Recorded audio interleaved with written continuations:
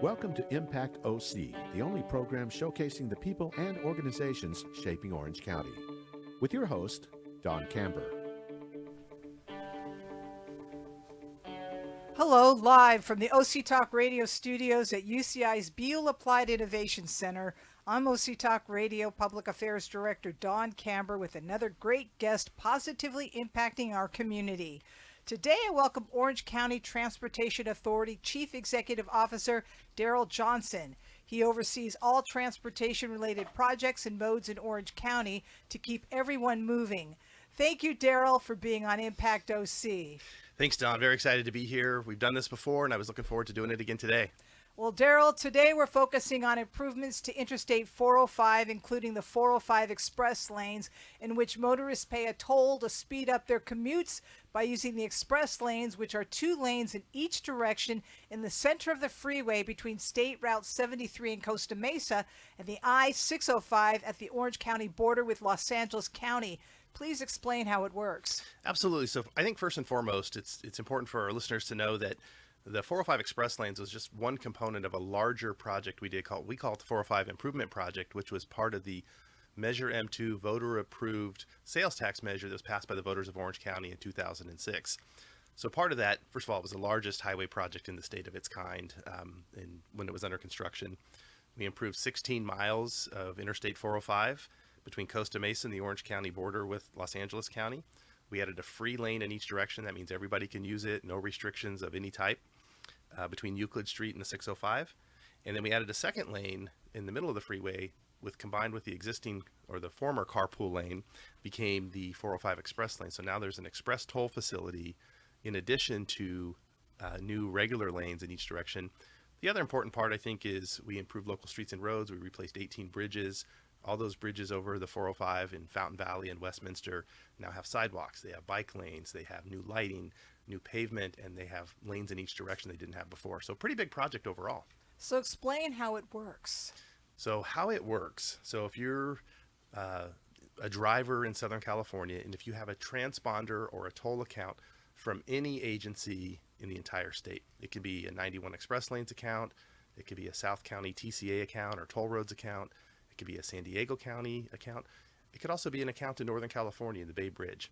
If you have an account, currently you can drive in the 405 express lanes, and there's a toll that's charged by time of day, by hour of day, and by direction. If you don't have an account, you can sign up online, get an account. You can sign up with us. You can sign up with the toll roads. You can sign up with LA Metro. You can sign up with Riverside County. Anybody that has a toll account anywhere in the state can sign up for that. And then you pay a fee based upon the time of day. Also, some great discounts on carpools. I can tell you about that if you'd like. So if you're a solo driver, you're always going to pay a toll. If you're a 2-person carpool, so 2 people in a car, it's free for the first 3.5 years during the non-peak hour. So away from rush hour, basically, middle of the day, after rush hour in the evening. And then you'll pay a toll during the peak hours. But here's the thing I think is really important, Don. If you have 3 people in your car, you're always free. So I want to repeat that. If there's 3 people in your car, you have an account, and you go through the proper process of switching your transponder, which we can talk about. You got to switch the transponder. You got to switch it, and then always free. And that's a really important. And I want people to know that's a discount. That's an important discount because we're in this to make sure that the 405 corridor works better for everyone, and making sure that those times when you have 3 people in your car, you flip that transponder and you can go for free. But if you don't have a transponder, many people have the sticker. But in order to get the discount, you have to have the transponder. But describe the sticker that many people have. So there is a sticker that toll agencies in California can use, and it's the simplest form. It's cheap, it's easy, goes on your windshield, but it doesn't have a switch on it for obvious reasons. It's a sticker. So if you want to be able to use the carpool discount, you can go to your toll agency. You can go to the 405 express lanes, the 91 express lanes, all those entities I was talking about.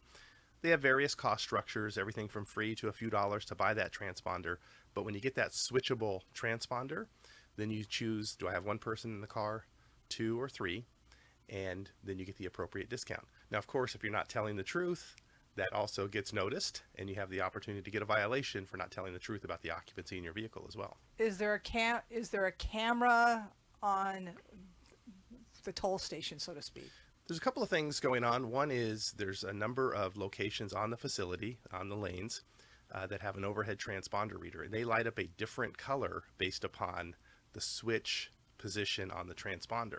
That can be used by law enforcement. We have special contracts with the California Highway Patrol, and they look at the color of that activation, and there's enforcement zones, and they're looking for those violations.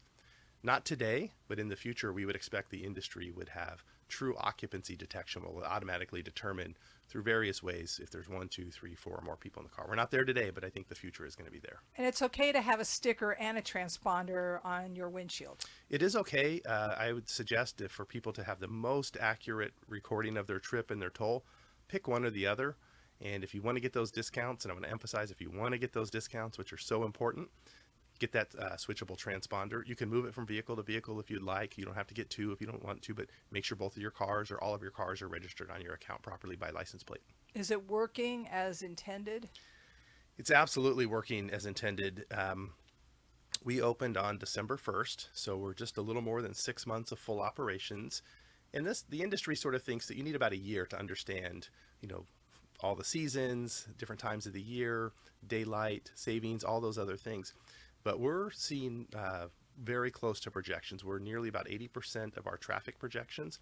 We've recorded nearly 8 million trips on the 405 express lanes in the first 6 months.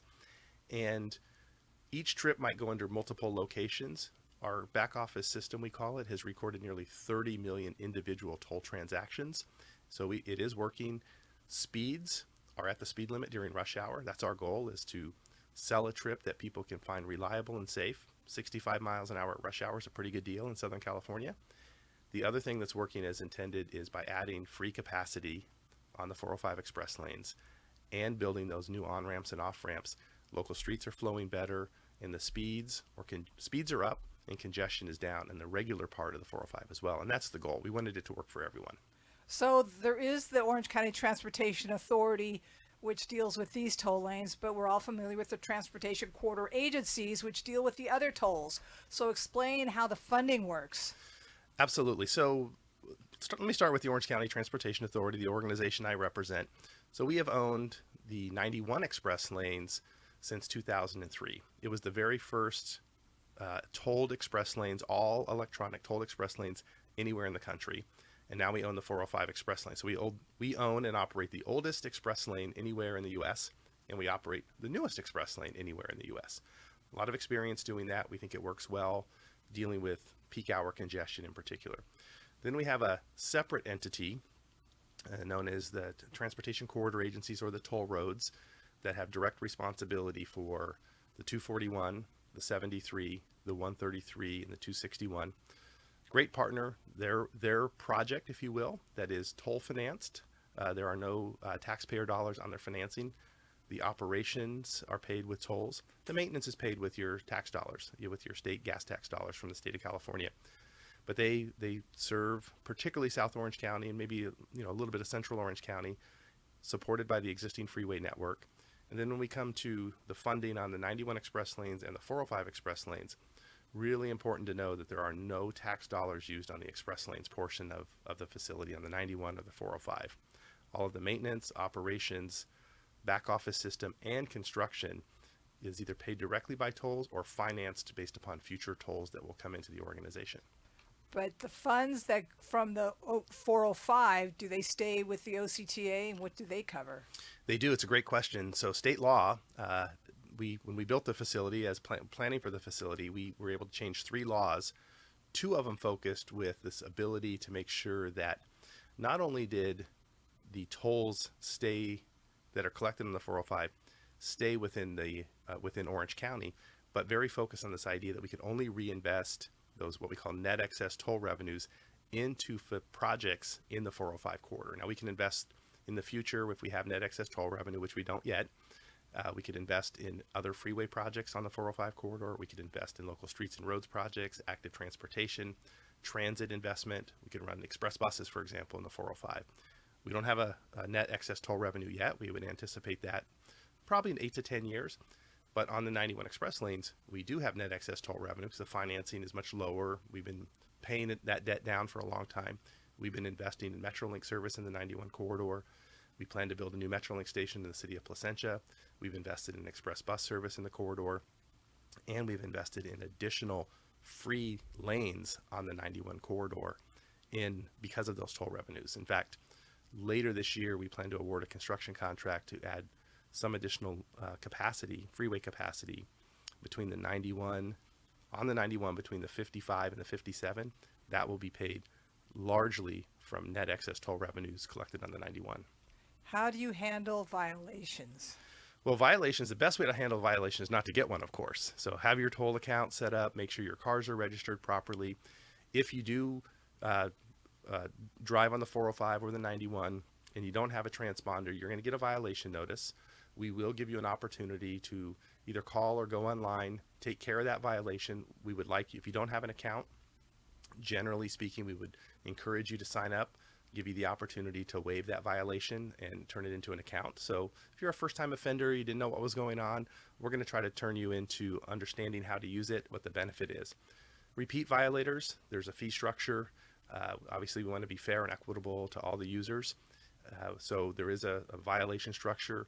It's sort of laid out, if you will, in state statute in terms of what that structure is. But at the end of the day, we're going to continue to make sure that violators get notified. It's important that you have your registration up to date, that you have your proper address for your vehicle, for your car. That's where you're going to get the notification of violation. And it's going to be the camera that's going to take a picture of the license plate, and then based on where the license plate is connected to, that's how they'll get the violation in the mail. That's correct. So every time your vehicle goes through an express lane, 91 or 405, when it goes under what we call a reader, transactions recorded. So it's looking for a transponder first, and it's also looking at the license plate, particularly the rear license plate. If there is no transponder recorded, we're going to look at the license plate. If, for example, you had a dead battery in your transponder, or you forgot to put it on the dash, or for some other reason, if that license plate is associated with an account, we'll go ahead and bill the account as appropriate. But if you don't have an account associated with it, we're going to have access under state statute, and privacy is important and all of those things, but we'll have access through the DMV of the home address where we can send a violation notice to you and give you the opportunity to take care of that toll. Well, please share with us the 405 Express Lanes website to get more information on this. 405expresslanes.com is the best way to go. So www.405expresslanes.com should have all the information there. You can also sign up for social media at octa.net if you like feeds from Instagram or Facebook or other social media. We put information out there as well, but the website is 405expresslanes.com. Talk about Measure M. That is the mechanism which pays for transportation in Orange County. We're really fortunate in Orange County that twice now, 1991 and again in 2006, that the voters of Orange County chose to tax themselves 1/2 cent on sales tax for dedicated transportation purposes. So the first one in Orange County was 91 to 2011, 20 years of improvements on Interstate 405, State Route 55, State Route 91, Interstate 5, all improved. Local streets and roads, pothole repair, new streets, signal synchronization, the beginning of Metrolink, transit subsidies for seniors and disabled. And with that, this idea that those promises were made and kept by OCTA, the voters re-upped that in 2006. So that now goes from 2011 out to 2041. So we're about halfway through a 30-year sales tax measure. That's allowed us to do more improvements on construction on Interstate 5, which is underway today in South Orange County, State Route 55, which is under construction. It paid for the non-toll portions of Interstate 405. That was a $2.2 billion project. And without Measure M2, we wouldn't have been able to do those things. We've also invested over $1 billion since 2011 in local streets and roads, pothole repair, pavement condition, signal synchronization, new left turn lanes, new right turn lanes. That's resulted in us having the best pavement condition index of any county in California by far. Those things don't happen overnight. They don't happen by accident. It's really, we should say thank you to the voters for their support. So that's the sales tax on anything we buy in Orange County? Absolutely. So whether you're going to Costco, you're going to buy a new car, you're going to buy a dishwasher, you're going to the home improvement store, if there is state sales tax collected, 1/2 cent of that sales tax collected is returned to the Orange County Transportation Authority to go into transportation. And there's a voter-approved statute that says how we have to spend that. And each year, there's an independent taxpayer oversight committee that has to find us in compliance with that. They just completed their hearing. We're 34 straight years into complying with the independent taxpayer oversight committee's approvals. When would that sales tax cease? Currently, it goes through the spring of 2041. All right, so we have a long way to go. Little bit of time, but transportation projects take a long time to plan. I think if I were looking in the crystal ball, Orange County should be thinking in the next 10 years or so, by 2030 to 2034, what they want to do beyond 2041. So we can think about what we want our future to look like and how we can make sure that we're investing and protecting and keeping our assets, our transportation assets, in a state of good repair beyond 2041. So how are things going now? You have a lot of things in your planning, but in terms of keeping up with traffic? I think overall we're doing well. There's clearly been some traffic changes in patterns, changes in traffic patterns in a post-COVID environment. So we see a later rush hour in the morning. We see a little bit earlier rush hour in the afternoon, an extended rush hour. We see more trips during the day. We see a little bit less daytime traffic on local streets and roads and a little bit more in the freeway system. The bus system is going well. The commuter rail system, people still aren't really working back in the office 5 days a week. So the Metrolink service from Orange County to Los Angeles is about half capacity still. But we feel like we're keeping up with congestion. It's a never-ending battle and fight. And as you know, we only control one piece of it. The Transportation Authority doesn't make land use decisions about where new housing development goes, or where new businesses go, or hours at schools or universities or other things. We're responding oftentimes to those decisions. We work with our local cities, we work with the county, but we're responding to land use decisions that are many, many years in the making. And that's how you kind of plan in the future to anticipate traffic patterns? Absolutely. So South Orange County is one part of the county that is building new housing on a large scale basis.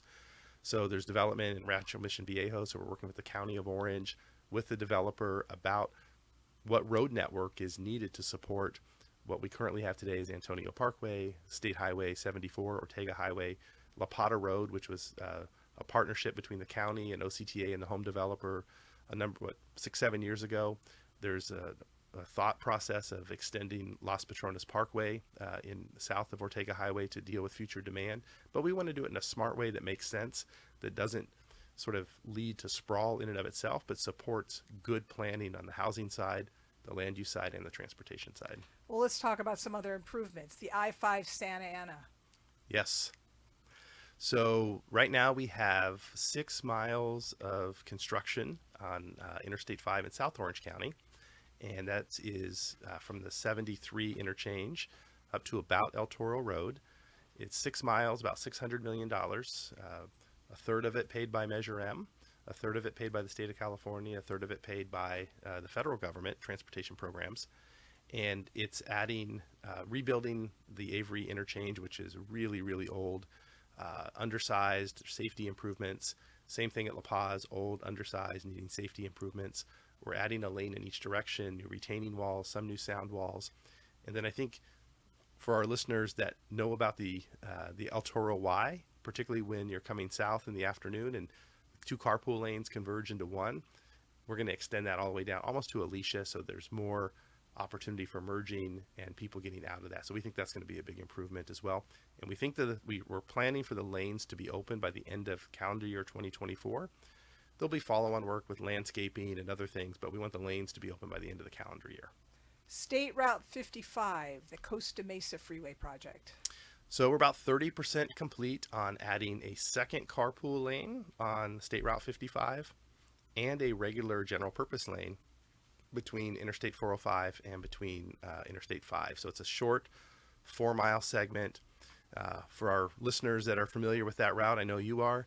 It's pretty, not a lot of space there, lots of utilities, lots of commercial buildings. We're working really hard to fit as many good features in there, safety features, HOV, carpool lane features, better on and off ramps, better pavement, better lighting, better sight lines. We expect that to be done at the end of 2026, so we're just under the halfway mark. Project's going well. Some of that funding, in fact, a little over $100 million was made available to OCTA through the Senate Bill 1 that passed in 2017. Some people might call it the new gas tax. It's competitive dollars that came back to Orange County. So more than $100 million was dedicated to that project from Senate Bill 1. So we're excited about that as well. I am curious. We talk about the gas tax, but a lot of people drive electric vehicles. Is that going to be a problem in terms of paying for improvements? I think, Don, it will be a problem. In fact, I think it already is a problem.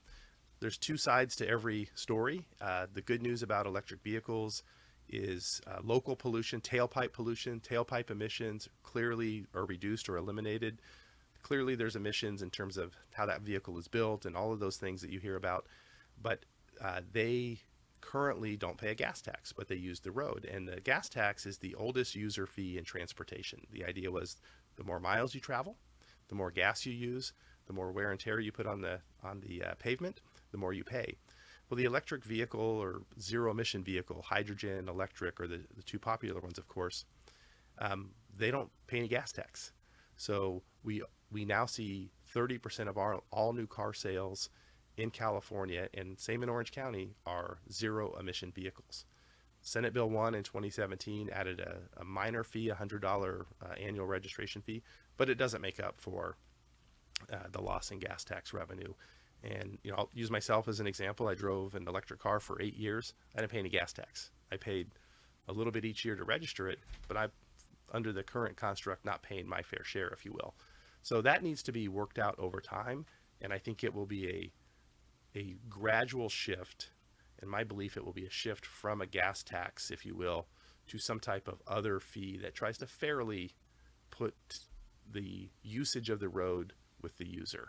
I think it's important to note that it shouldn't be an additive. It shouldn't be a gas tax plus some other type of tax, but we need to find a way that people that use the road are paying their fair share. And historically, it's been through the gas tax, but with zero emission vehicles, that's changing.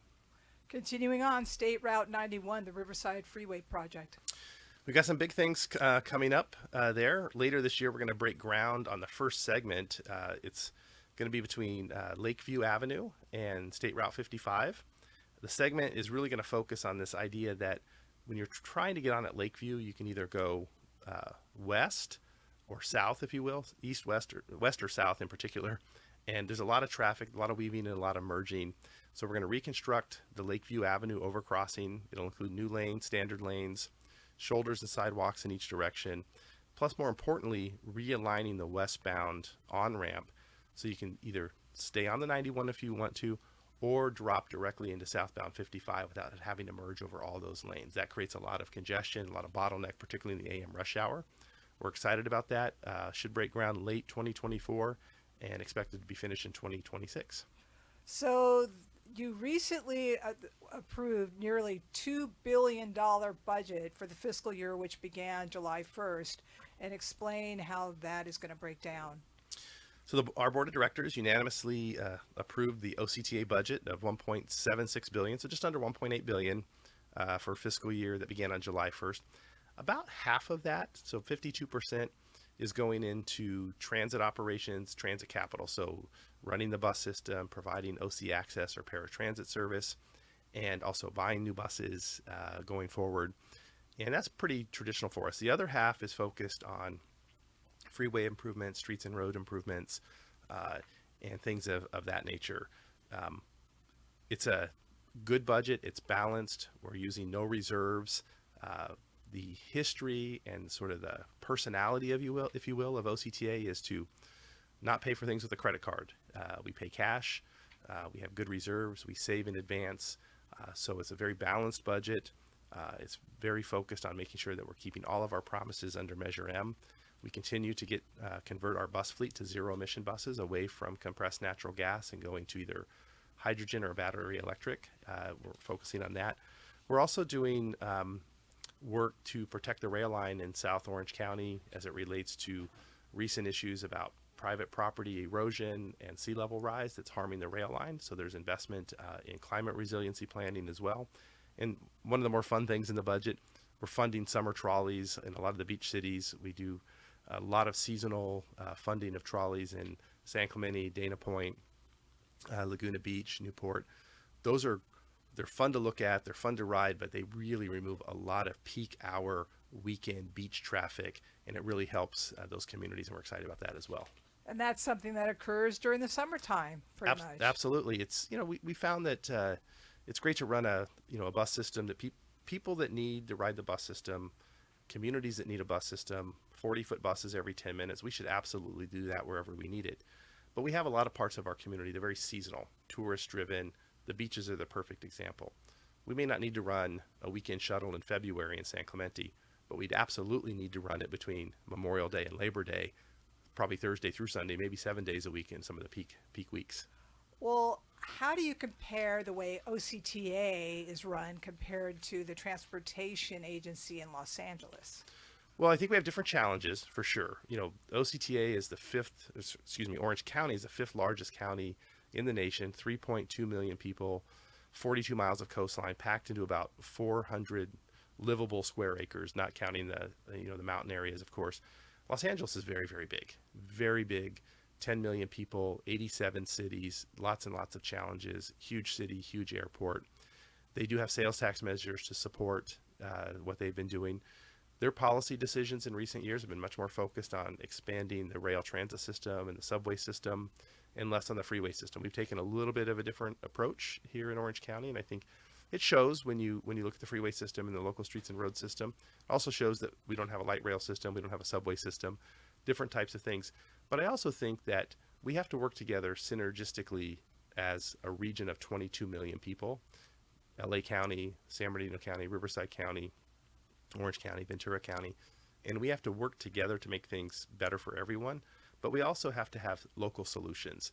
And I think what's important in Orange County is that our local cities, our residents have a voice through that process. Our board of directors has a process and have a voice that's very important, and they made those decisions about how we want to invest in our transportation system. How can people express their voice to OCTA? Lots of different ways. Of course, we have public hearings on the budget. Every project has a public outreach process, whether it's the environmental process or the planning process. You can also go to our website. You can come to committee meetings and board meetings. You can pull a speaker's card and speak in public. You can submit things in writing. We have a citizens advisory committee that has appointments available. In some instances, we have a diverse community leaders outreach group that basically making sure that we're reaching deep into the diverse communities, which are many in Orange County. They meet every 2 months, and they have for the last decade. And then also through your local cities as well. We have a technical advisory committee that's made up of the city engineer and public works director from every city. They take into account what their city council thinks. So I think there's a lot of opportunities. We can always, of course, have new ideas, I'm sure, but bringing those ideas forward, providing input and communications. And the one thing I would say, Don, is the public should get involved early. If you want to make your suggestion when the project's under construction, you're already too late. The decisions are made when you're going through that planning process and the state environmental clearance process. And a lot of people are busy and they're focused on the here and now, and we understand that. One of the great things, if there is one, coming out of the pandemic is people are much more used to now doing things virtual, whether it's Zoom or Teams or conference calls or other things. We're trying to do a lot more of our public outreach in that space so more people can participate when it's convenient for them. Well, if they want to send you a message, how would they do that? They can send a message. They can go to our website. There's an area, the clerk of the board's office. There's public information.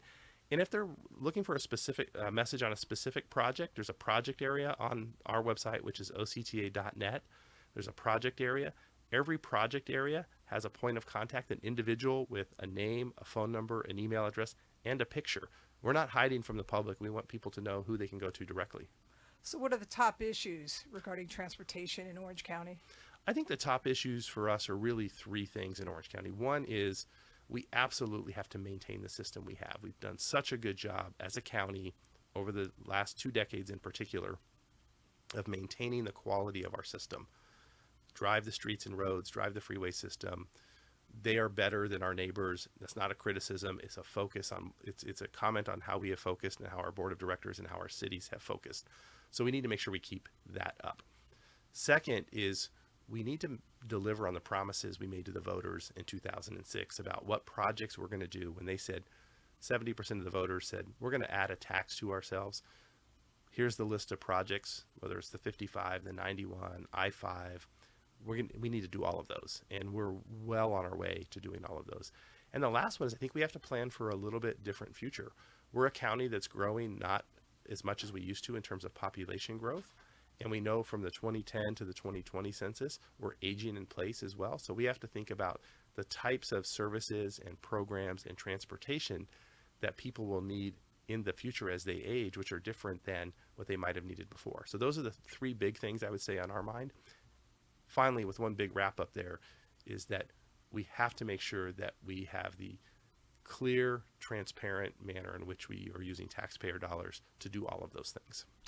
Thank you, Orange County Transportation Authority Chief Executive Officer Darrell Johnson, for being on Impact OC.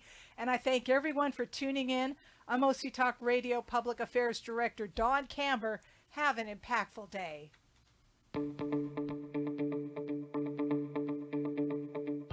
You've been listening to Impact OC, the only program showcasing the people and organizations shaping our community.